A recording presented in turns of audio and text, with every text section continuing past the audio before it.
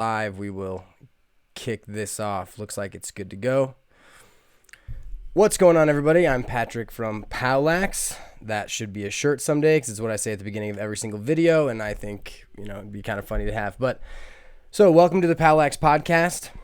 Today's episode is brought to you by the POWLAX store on Teespring. You watch the videos, now wear the swag. That was the best that I had for a intro. For real. I created a Teespring store, designed some shirts for, what's up, Michael? Good morning. Created some shirts. Some are the designs of the plays that we have videos about. Some are just the POWLAX logo. I'm very excited about a brand new POWLAX logo, essentially just a text logo that will not just say POWLAX. And quick announcement, we've got Massimo0621 on the Instagram. He is Japanese. Are you in Japan, or are you just Japanese in the US? Massimo's watching. We got to make sure we hit up Massimo. I created some shirts there. Some of them I'm probably going to keep going. If you would like to support the POWLAX and all of the stuff that I do, please purchase a shirt. It definitely helps me. There's phone cases, there's women's shirts, there's men's shirts. You can literally get anything in basically any color. So check those out on Teespring.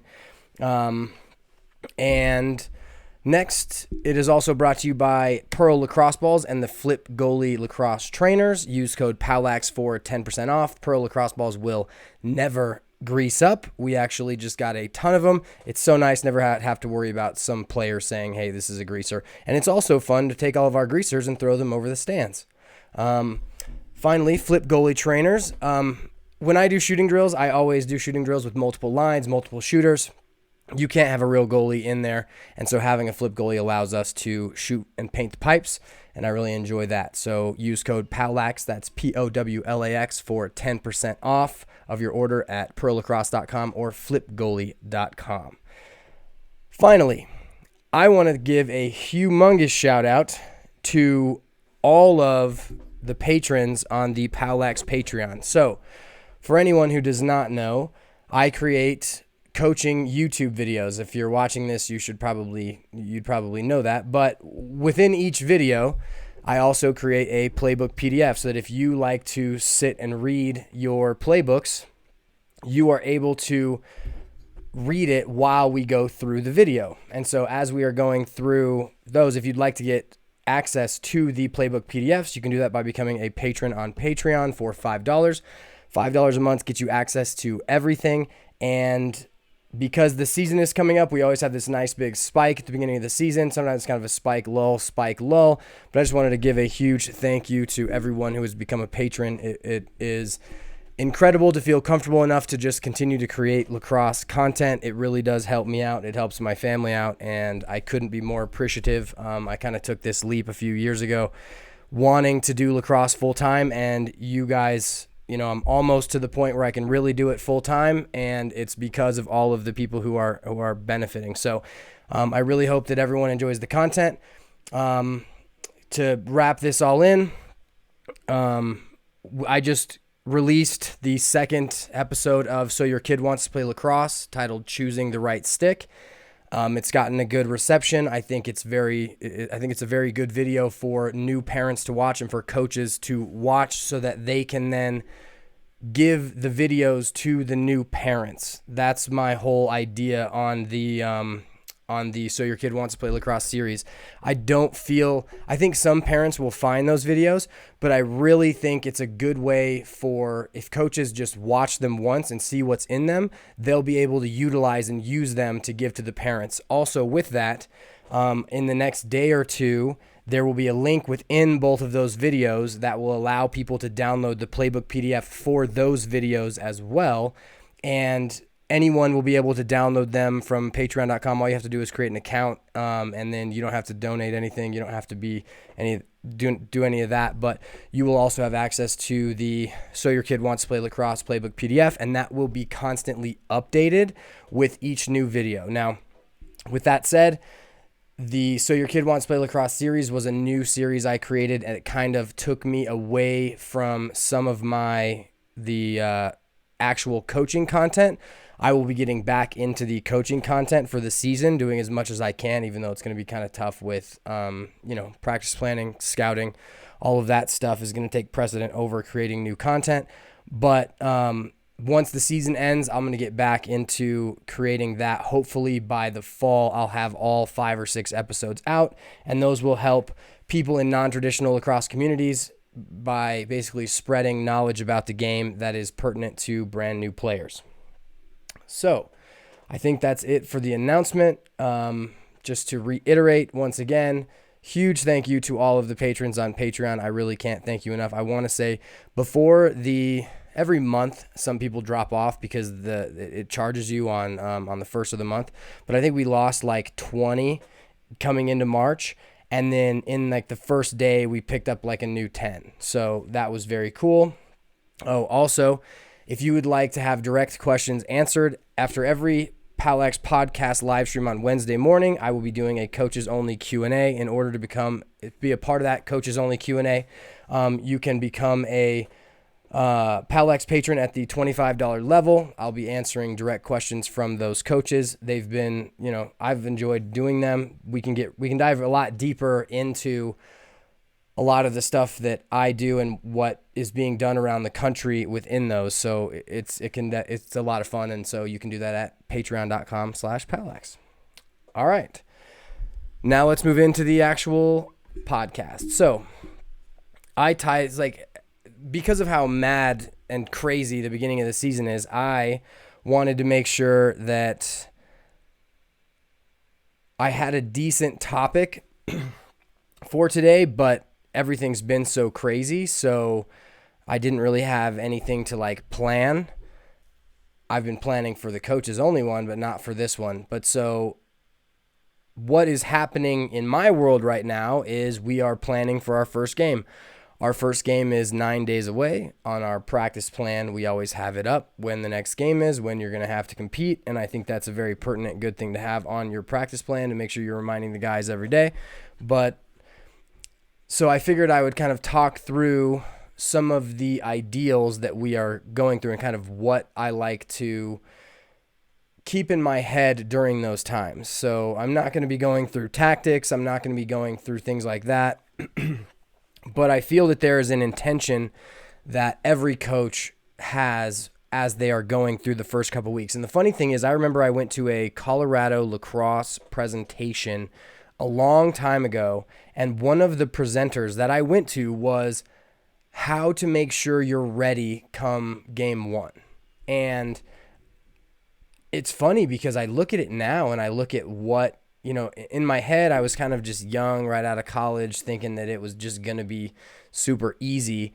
And now when I look at it, you only get a couple practices max if you're on a youth team. For a high school team, we did a Cougar camp, so we got 5 days last week. The majority of those were inside. And then now we have a day of tryouts, and then we have 8 days of practice.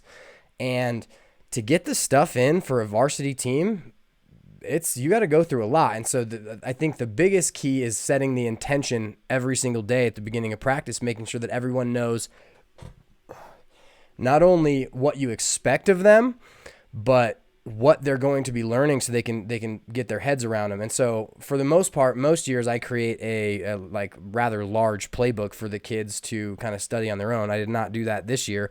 I think that I've kind of bogged guys down and made adjustments that were outside of the playbook in previous years. So this year they'll have a much more generalized copy of that coming soon. But that intention that you have on day one is huge. I'll give you a couple of my favorites that I picked up and to kind of tell you who I picked them up for. So number one is the 3 whistle rule. So we actually haven't been using this that much for our practices now, but we'll probably put it in here soon. Is 1 long whistle is stop where you are and look up. 2 whistles is move to the opposite end line, or we'll do opposite sideline if you're using halves.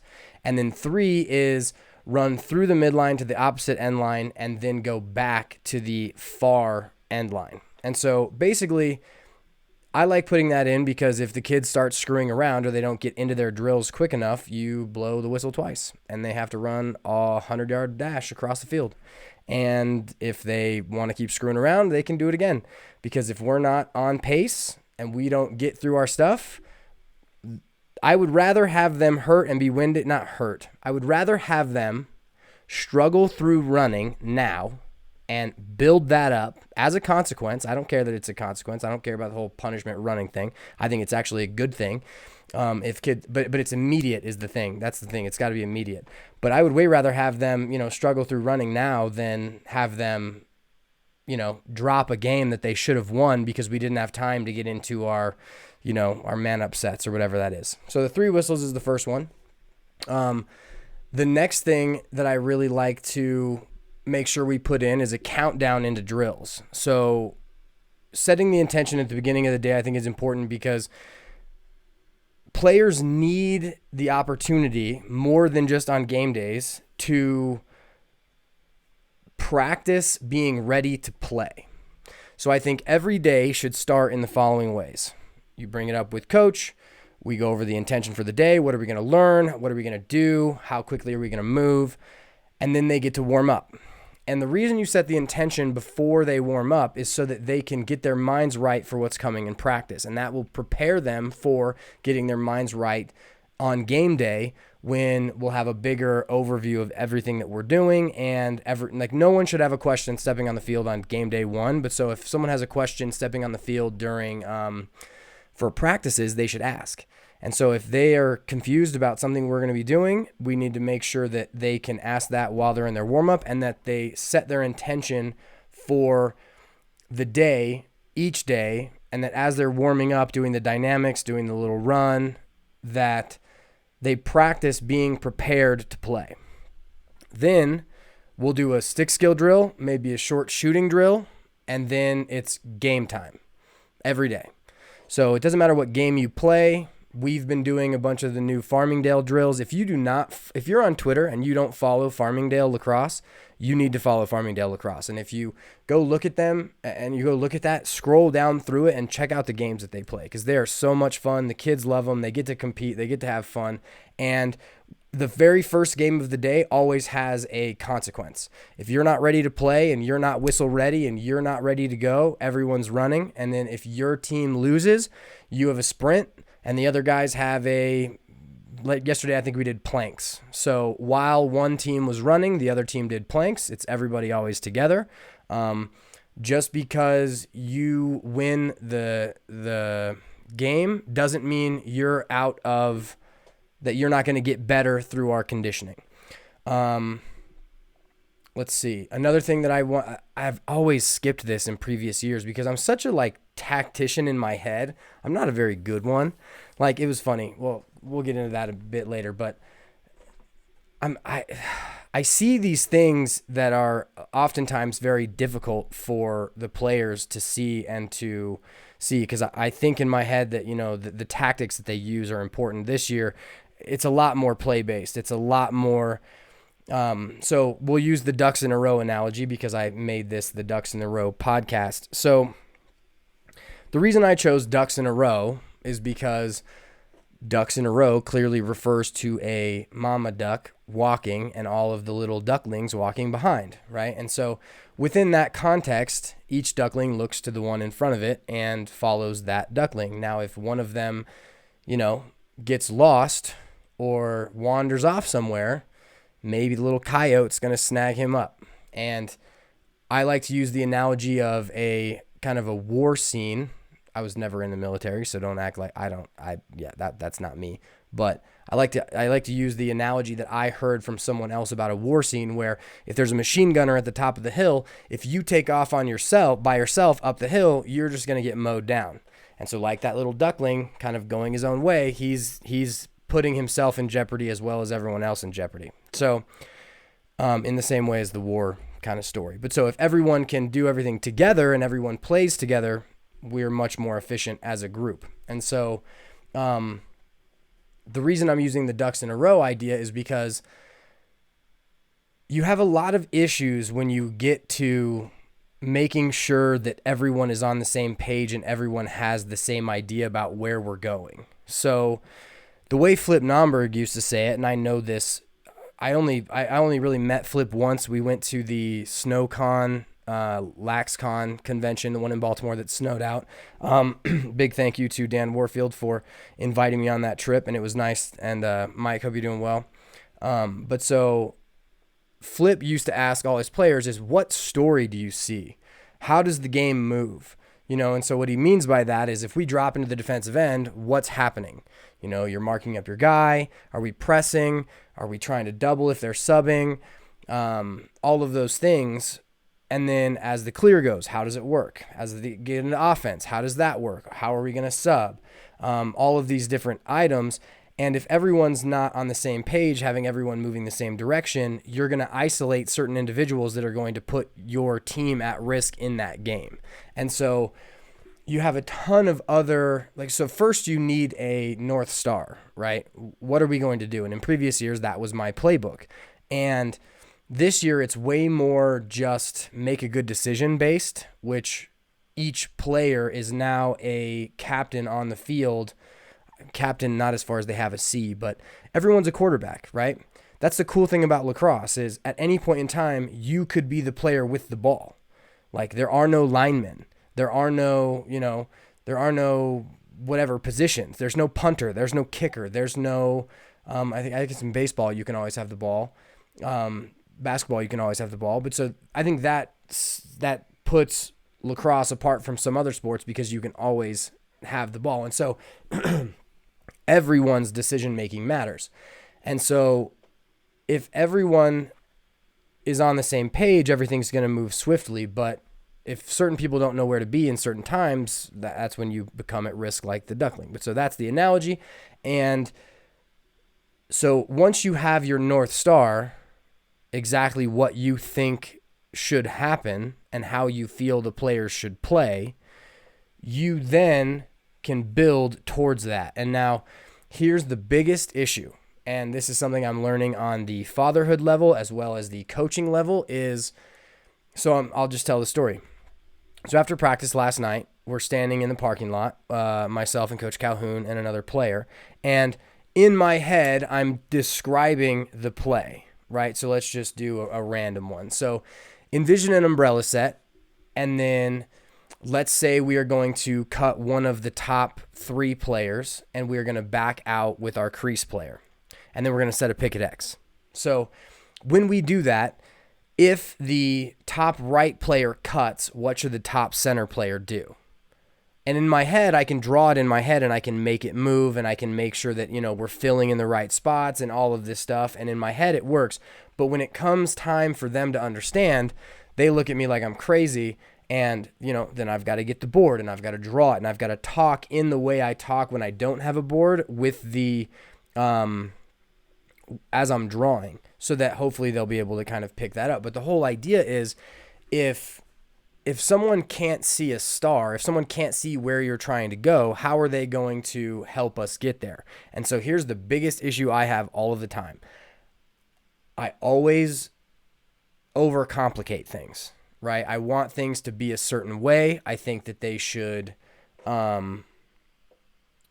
think that it's not that they should be a certain way, but I want the players to see what I see so that they can then use what we have. And so this year we're doing stuff that's way more simple, but we're putting players in positions that they are not used to being in because their strengths fit these spots too, and if they can master these as well, they're going to be better than where they were. And so, my entire philosophy is not necessarily let's go win all of the games. It's let's make sure that these players become the best players that they can. And it's tough for them and the thing I need to do is I need to make sure that I am fixing the way that I describe what I'm describing so that they understand as well. Now, for high school players on the varsity level, they are able to modify, use abstract concepts, and fill in where their play should, right? Like they should be able to understand what's happening and modify it, right? Or not modify it and do it. So when something is said, they need to execute what was said. And so if their read is different, playing takes a front seat to that. So even at the high school level, even at the collegiate level, they all know all of this anyway. But so playing is the most important part, right? So at the youth levels, most importantly, if you get complicated in what you're trying to do, or you freak out when they do something incorrectly, I think players are going to shut down more so than they will anything else, which is why for the past, this was the first podcast I didn't have planned for, the last 4 weeks, because we did 6 to 8, 8 to 10, 10 to 12, 13, 14, what you should be doing at these age groups for the last couple of weeks. And for those age groups, it really is just play. Like if you don't have experienced kids, you want to focus on two things. You want to focus on fundamentals and how to play. How do I react to a dodger? How do I react to, the play happening around me? And the off-ball tactics are much more important than the on-ball tactics, because on-ball,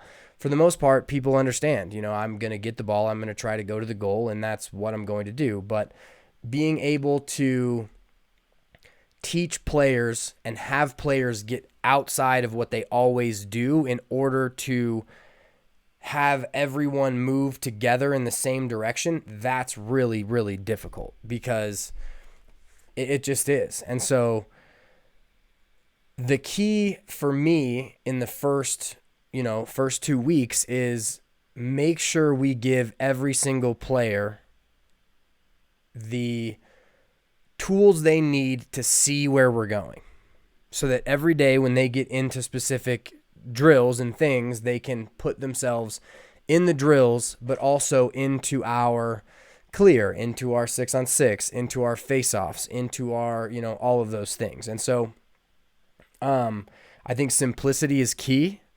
That's what I'm going to be doing today. I'm going to be figuring out a way to make what we're doing more simple. And so I get a bunch of questions from from people who are patrons and people who use my stuff, and even just random people who like the Facebook posts.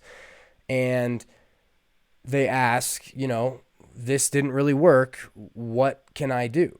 And one of the main things that I try and do within all of my videos is teach the concepts in a way where coaches get an overview understanding, so that then they can bring in their coaching ability.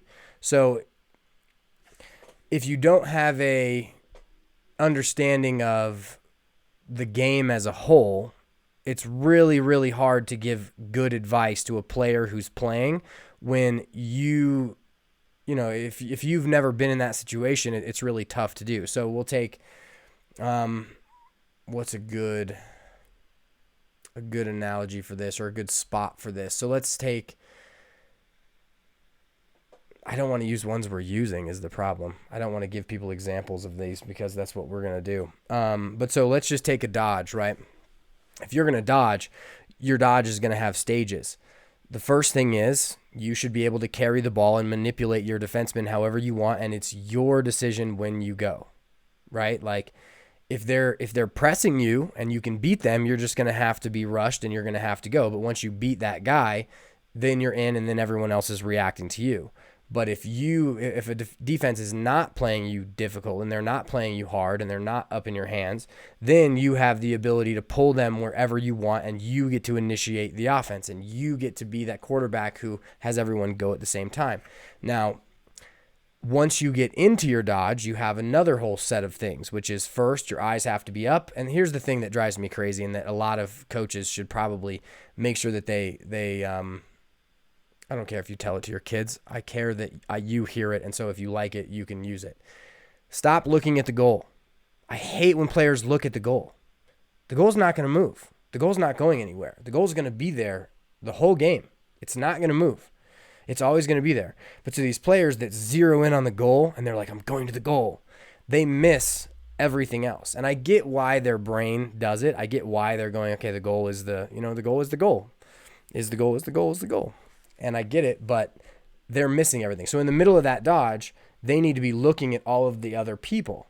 They need to be looking at the player who's in front of them in case they need to step away, use a hands-free dodge, and move the ball. And they need to be listening to hear if a slide comes and they hear the double call.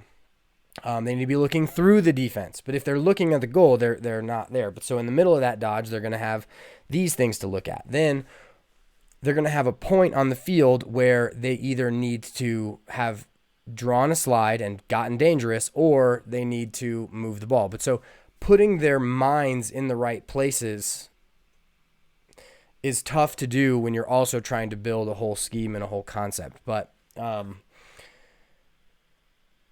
I guess within the context of building everything, that can be very difficult. So what else do we need to do in the first couple weeks? So I'm going to do a quick, there's a great video by Coach Corrigan at Notre Dame where he goes through his preseason planning and he sees exactly what Notre Dame is going to do the entire year. And I usually watch that before each season so that I know exactly all of the things that I need to do. But so you've got offensive and defensive 6-on-6, all your slide packages, all of your offensive calls. And so I want to say in this video, he called them 100, 200, 300, 400 for the offense. And then he had adjacent slide, crease slide. And then I think he had a zone. And so then you've got your face-off stuff and you've got your personnel. You've got where you're going to pull the ball. Then you've got your clears. Then you've got your rides. Then you've got your man up, your man down. And the ability to get all of those into a youth practice in 4 or 5 practices is impossible. Teach the kids how to play, let the kids play. They have to have a fluency for the game before they're going to be able to think through all of those things. But so, okay, I guess it's the simplicity is what we're talking about, right? So the simplicity of drawing and dumping is way more important than how to be in the set, because if you understand the idea of draw and dump and you understand the idea of rotations, when you see those things, when you see a slide being drawn happening, you should be able to, eventually you're going to recognize what that is. And so in order to keep things simple, the 2-man tactics are, I would say, probably the most important thing for, teams coming up. And if you don't build them, you're not going to, I guess if you just don't let them play, you're not going to have that. But so there's a ton to do in the beginning of the year. Let's see. What are some other things that we are looking at now? So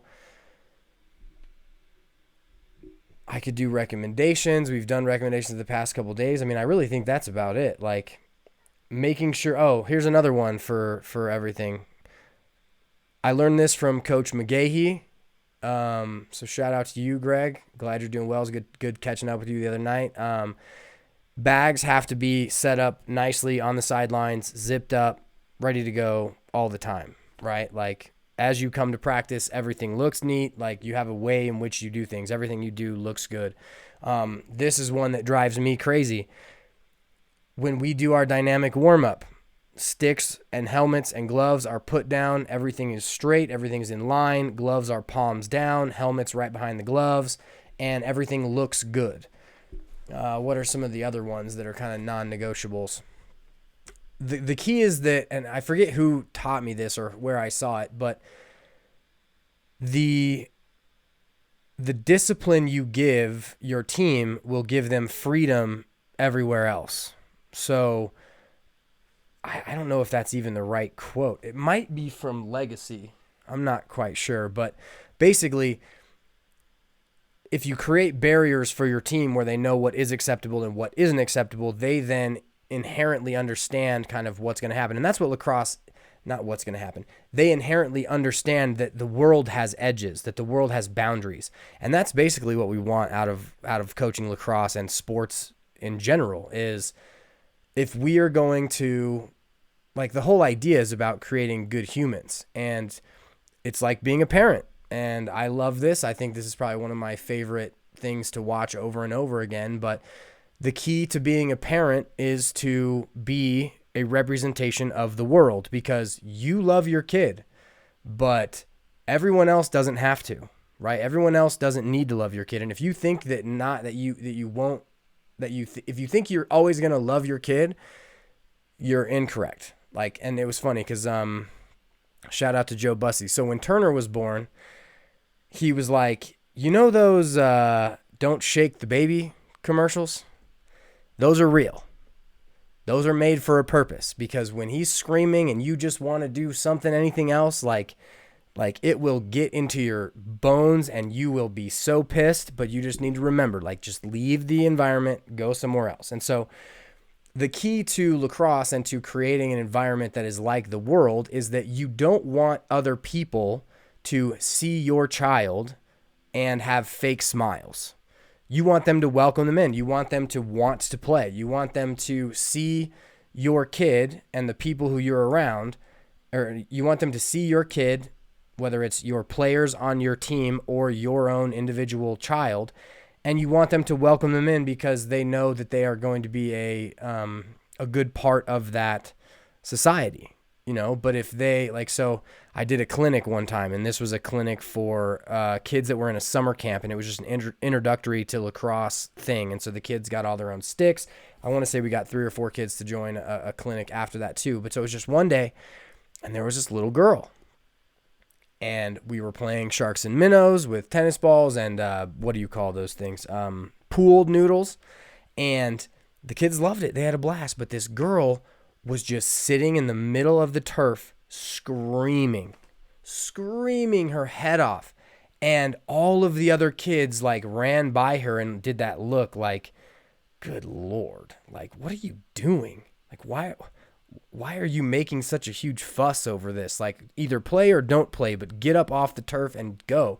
And so as I'm talking with some of the other kids, kind of like, look, I'd never seen anything like this, but it was just kind of funny because you have no idea what's going on in her world, so you really don't know. But in the same sense, if you, like, everyone, when you go out into society and you go into any location, everyone kind of has some set rules that they abide by, right? And it's the way that everyone can interact well. And if you understand those rules, you're not going to draw attention to yourself, and you're going to be a part of it, and you can interact with other people because everyone has the same goal. So you think about a theater, you think about the way things are designed, and you think there's not much purpose to it, but there's really a ton of purpose to it. So I'll use the theater example. You know, you have either a big screen or you have a stage, and then all of the seats are pointing towards the stage. So why don't you go in and sit facing the seats? You know, for some people, they probably do if they want to see the reactions to whatever's playing. But it puts everyone on the same level. And so when you think about going to a supermarket, you know, everyone knows to line up at the counters. There's no cutting. There's all of these rules. And if players learn to understand those rules and they learn where boundaries are, they will be better equipped to interact with others with the same rules. So a little child psychology for you, but between the ages of 2 and 4, young kids learn how to play. And if they don't learn how to play, they're going to be essentially ostracized from the rest of the group, because a 5-year-old won't play with a 4-year-old that acts 2. Like, or a 4-year-old won't play with a 4-year-old that acts 2, and a 5-year-old definitely won't play with a 5-year-old that acts 2. But so the distance just keeps getting bigger and bigger and bigger. But so if you set up certain things that are your non-negotiables within your practice, that will give players boundaries and a way to do things that will open them up it'll free them up for other things. So you think, so there's a quote that someone says, geniuses have messy desks, something along those lines.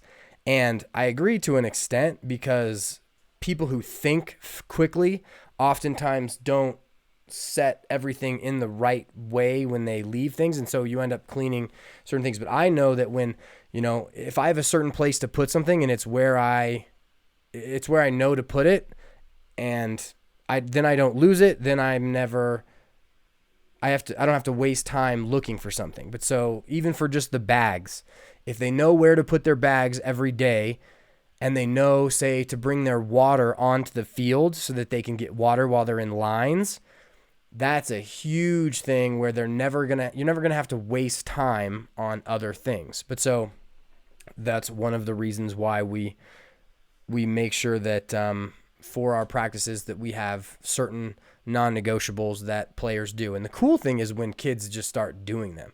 So big shout out to one of our players.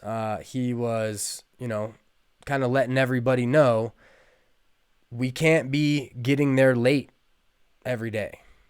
We need to be on time. And if you're not on time, like, we don't have time for you, because if you're not going to respect our time and you're going to come in late, like, that's not what we do. And he is now upholding the norm for his peers, which is a really good thing. And, I let him know yesterday that, hey, if that is happening, I'll back you up. You just kind of have to bite the bullet yourself too, and understand that you're going to run too if one of the players are not doing it, or are not adhering to these non-negotiables.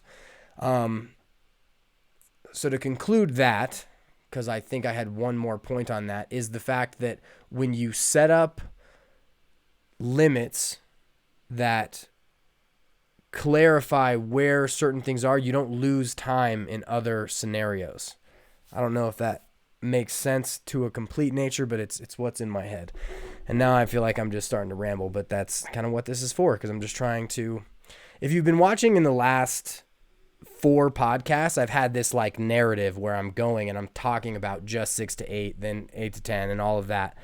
But usually this is just for me to work on expressing ideas that I have. And so this is a very freelance one where I'm probably just going to kind of talk myself in circles a bit.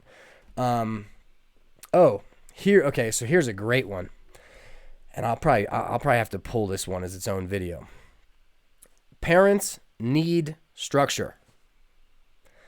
Parents on the sideline must have structure within your team. If they don't have structure, they're going to overstep boundaries that are going to make you uncomfortable. And so this is something that's very hard, especially for agreeable people. And if you're agreeable, it essentially means that you don't want people to be disappointed in you. You don't want people to be mad at you. You'll kind of go with the flow because maybe you know that you can handle whatever this is.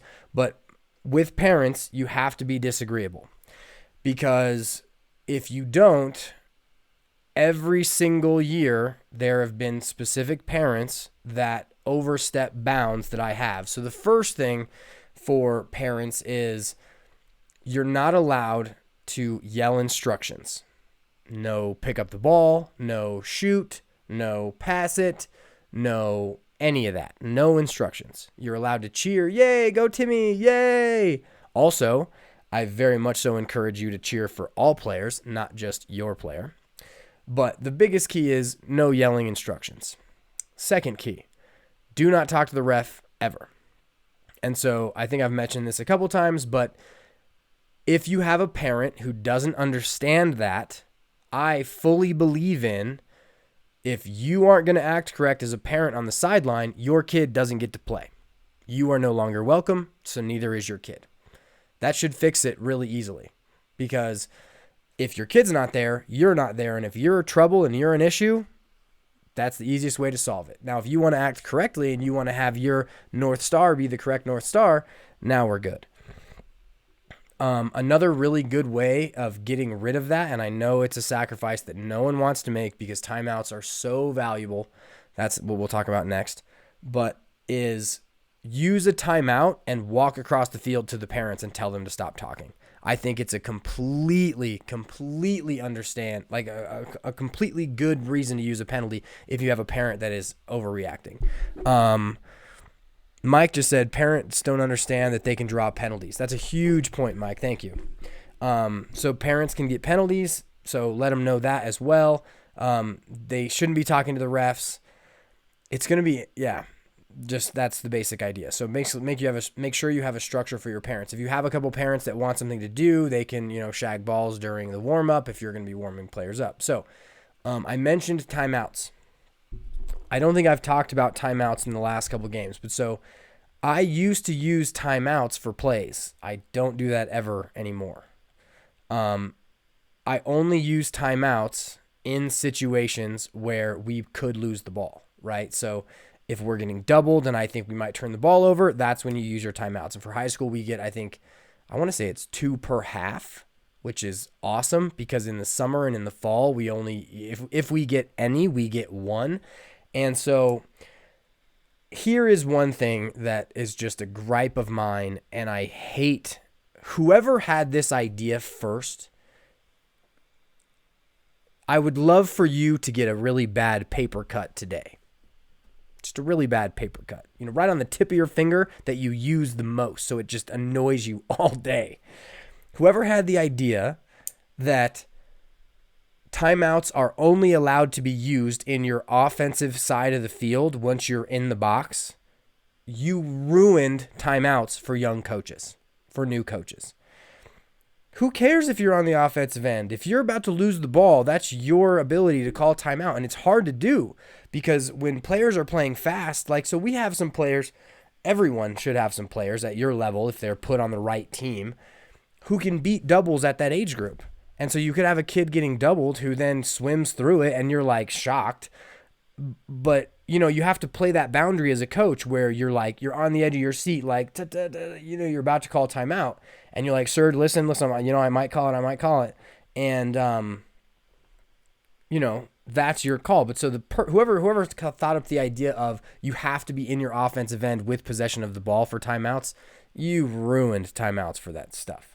Because coaches can't learn at that point. Okay, so ducks in a row. More things for ducks in a row. Let's see.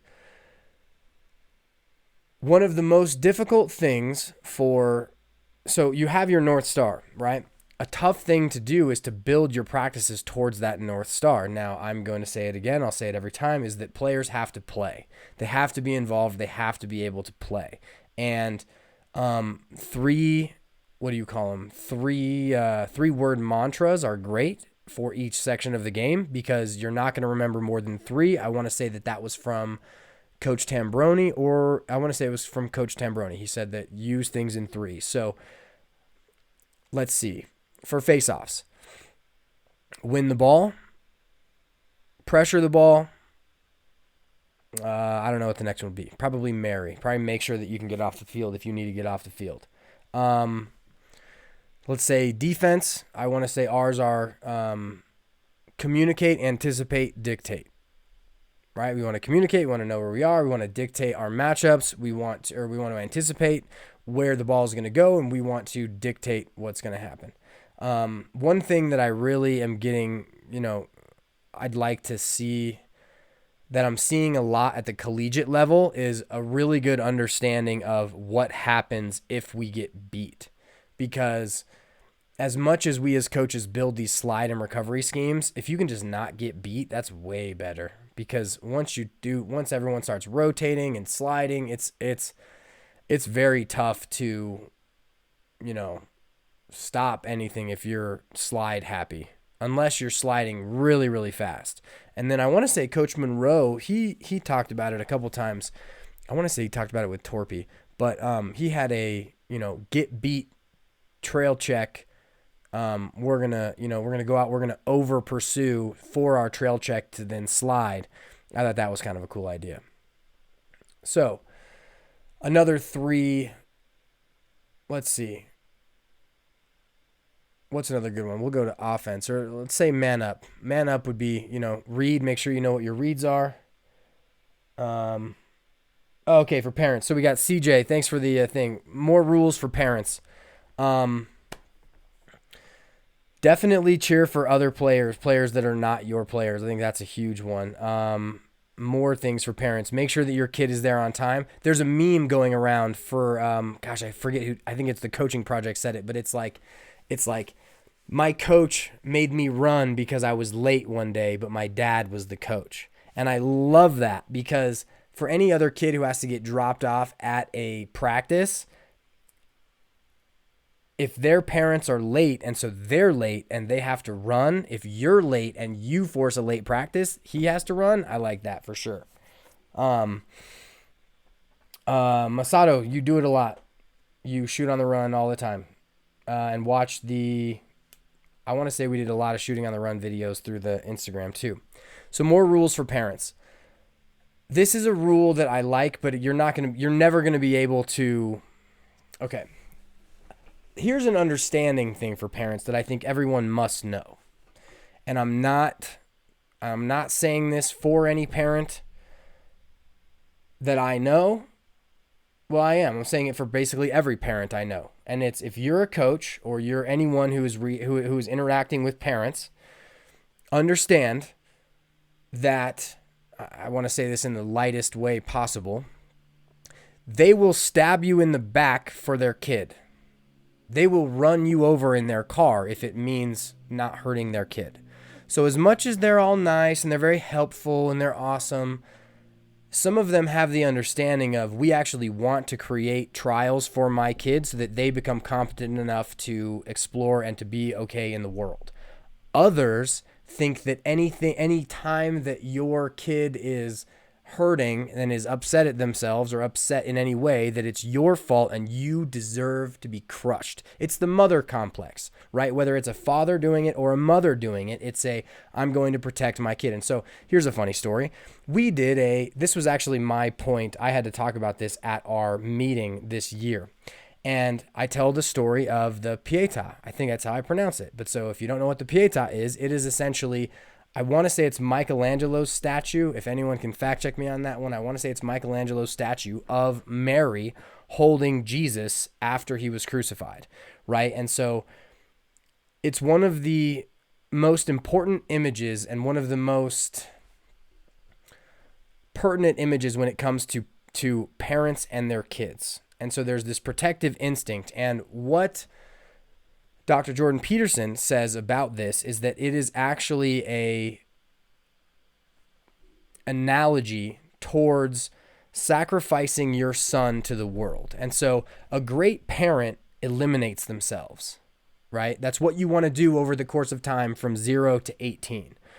You want to eliminate yourself so that they can stand on their own 2 feet in the world. And so the Pietà is it's a image that conveys so much meaning because Mary sacrificed her son to the world, and her son, and it hurts and it sucks, and you have to let them go through those trials.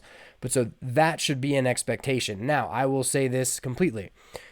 That does not mean you allow your son to be berated by anyone. You still protect them, you're still there, but you have to understand the difference between someone who is trying to build up your son and someone who is trying to tear them down. If they do something and there is a consequence for that thing, the kid must bear that consequence. And that will teach them about the world, like we mentioned earlier, because once they get out into the world, no one else has to protect your kid. They don't have to like your kid. And so parents need to understand that they need to allow their kid to go through the trials and troubles and tribulations. And this goes for playing time. Okay, so that's probably the biggest one. Okay, for coaches, which is I think who we have most here, you must let your parents know what the expectation is for playing time. You have to let them know. And it needs to be written and it needs to be signed, and everyone has to understand so that when it comes time to have that conversation, you can look at that piece of paper and you can say, look, you understood that your player would either A, get as much time as everybody else, or B, that it would be based on skill, and that my evaluations of your son are that they are not as good as the other players, because they're going to get upset if they're not playing. But so for the most part, in all of youth, I think it should not be, unless it's like 8th grade red level. I mean, even in 8th grade, well, we were at what were we, silver? We were silver. So we were I guess we were the 3rd down, because you had red north, which is the best, red south, which is just below that, and then you had silver, which is where we were. But at 8th grade, I like the idea of having everybody play. But if it's 4th quarter and we're tied, the good players are going in. And also, here's something that I definitely learned a while ago. It's make sure that you put your best players in first. Because just like a shootout, you want to score first. You put your best scorer up first, because your last scorer might not get a chance.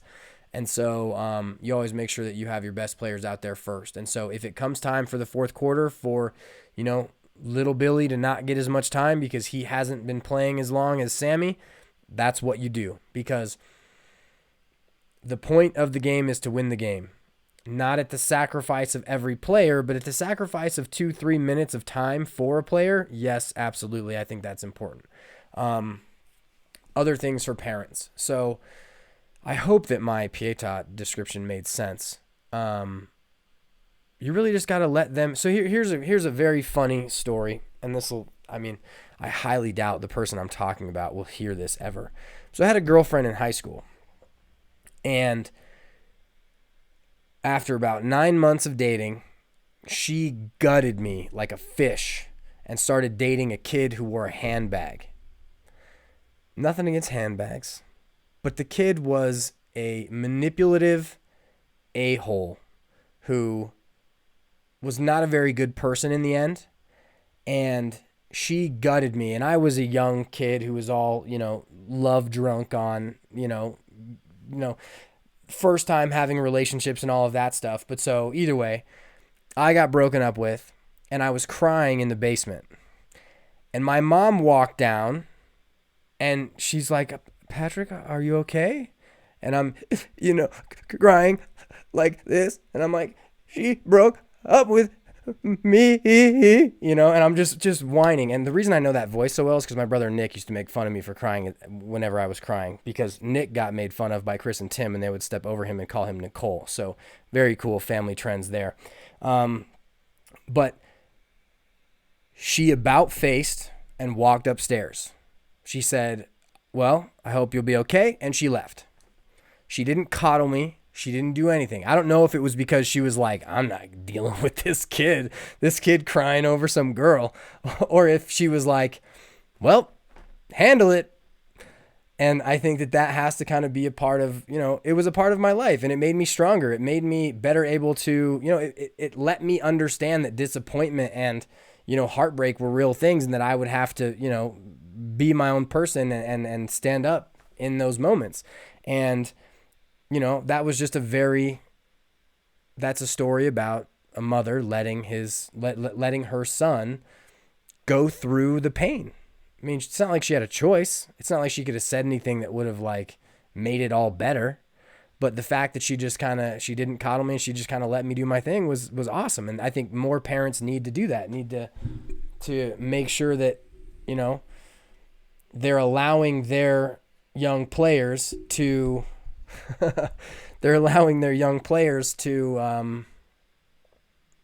experience failure and experience not being the best player. And, I just think that's a big thing.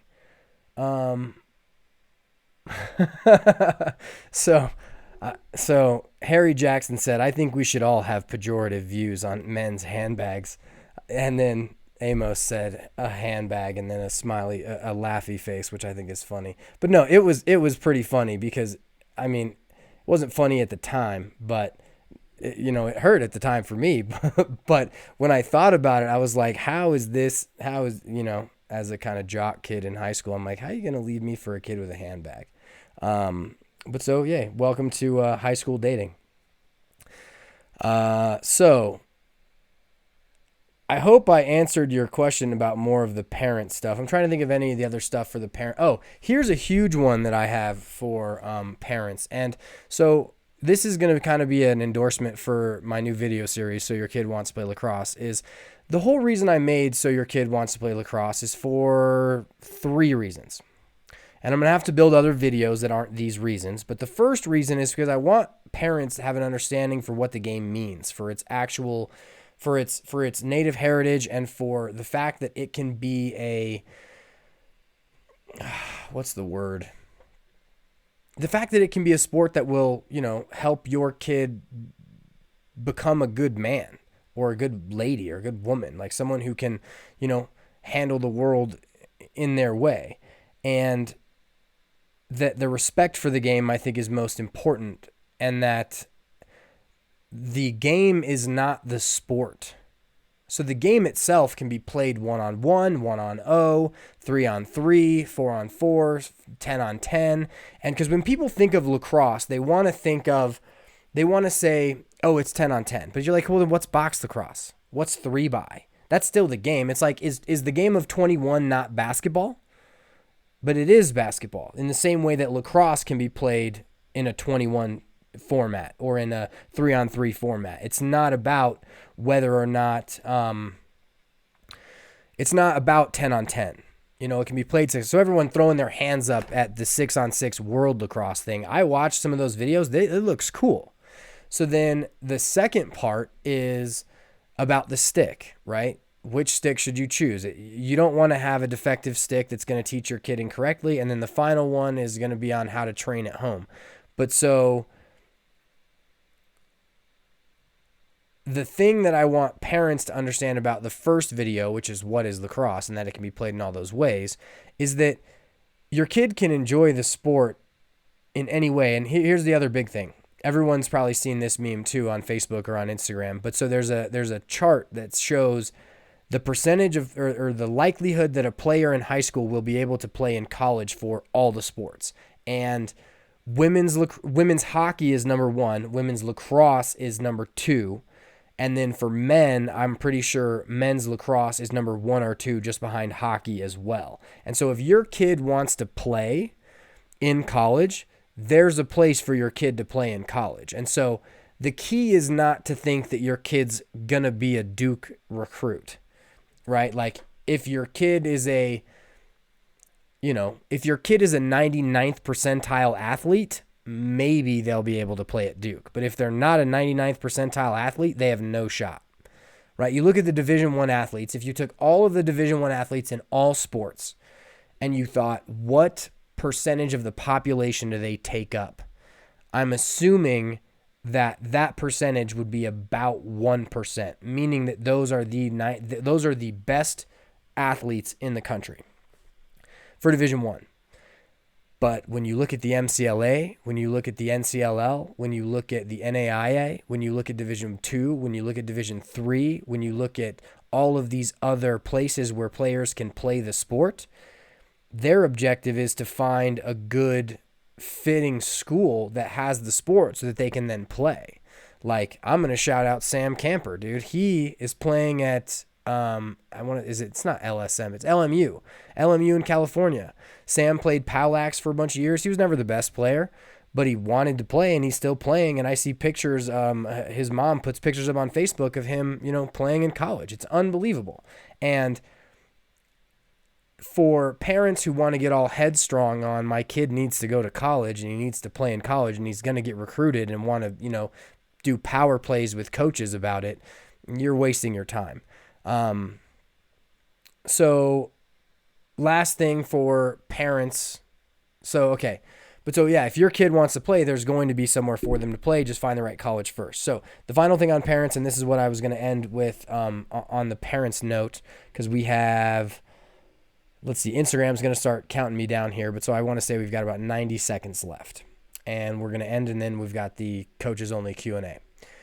So there is no point in time when a parent should be able to come and talk about playing time with their kid, like about their kid. If a coach is completely missing that original piece of paper and they're not playing kids evenly, I can see having the conversation, but it shouldn't be a mean conversation. It should be is there an issue? Here's one thing that happens all the time, and this is what coaches have to understand, is in the game, the kids who have played more and the kids who know they're better players are going to hop the line if you have a line of players rotating. So if you don't select which kids are going to go into the game, the kids that are better, the kids that are more assertive are going to skip the line all the time. And if you don't tell the other players, like, hey, don't let him skip you. Like, and it's good for that kid to learn assertiveness because some kids aren't very assertive. And so it's very good for them to be assertive and to, say, yo, Timmy, get off. Like, it's my turn. Get off. Or to just have a coach there that's like, you three, you three, you three, you three, and to make sure that you rotate through. The other thing about having a coach there to do it is that then you can pair them up so that you have 3 middle of the road lines versus like all your best players out at once, which goes against what I said a little bit earlier. But so if you violate your own rules about playing time, expect to have someone talk to you.